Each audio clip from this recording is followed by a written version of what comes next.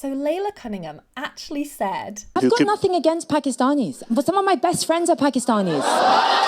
And I thought I would take this opportunity to dive into exactly why some of my best friends are XYZ is not a valid defence against accusations of racism. Because when I was a child and a teenager, I found this confusing. I didn't understand why people laughed and rolled their eyes at a comment like this. But that's because I didn't understand what racism was, and frankly, I wasn't thinking all that deeply on the nature of friendship either. Like many people, I grew up thinking that racism meant openly despising people who are of a different race to you. I now understand it as a complex system of oppression which is ideological, institutional, interpersonal, and internalised. It would be ludicrous to think that this system can continue to exist if it only involved the most overtly racist characters in our society. Something that helped me understand the complexities of racism, and specifically bias, was my own journey with understanding sexism and misogyny. One of the first things that smacked me in the face when I started exploring feminism was my own sexism and misogyny. And if I can't be misogynistic because I'm a woman is a weak argument, which it is, then surely I'm not racist because my friends are Pakistani is an even weaker one. People use this defence in slightly different ways. HS Tiki-Toki on the recent Louis Theroux Manosphere documentary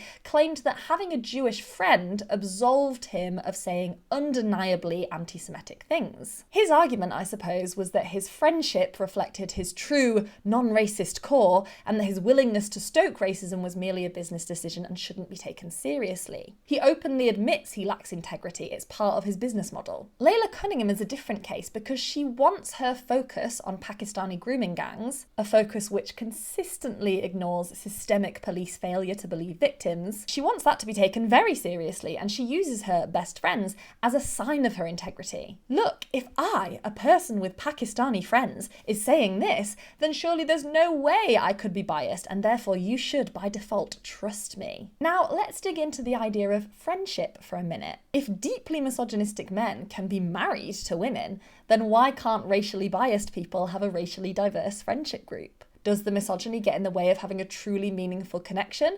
Of course it does. And lots of friendships also lack that meaningful connection. Obviously, I know nothing about Layla Cunningham's friendship groups, but my speculation is that they probably all think of themselves and each other as very impressive and exceptional people. And having been around those kinds of friendship groups, I often perceive a lot of subtle and not so subtle dehumanizing behavior going on in their dynamic. All of this to say, the term friend can refer to all sorts of different dynamics and is therefore not a particularly useful piece of evidence of your interior moral compass.